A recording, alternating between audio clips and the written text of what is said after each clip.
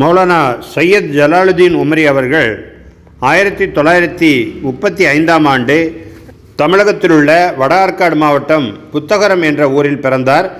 நீதிக்காகவும் சமுதாயத்திற்காகவும் வாழ்நாள் முழுக்க குரல் கொடுத்த ஒரு தலைவராக அவர் விளங்கினார்.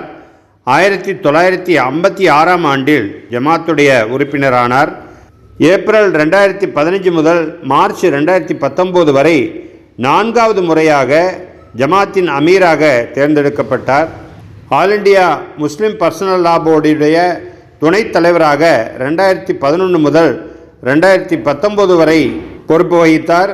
2011இல் துவக்கப்பட்ட தஹ்ரீகே இஸ்லாமி என்ற காலாண்டு இதழுடைய நிறுவனர் ஆசிரியராக திகழ்ந்தார்.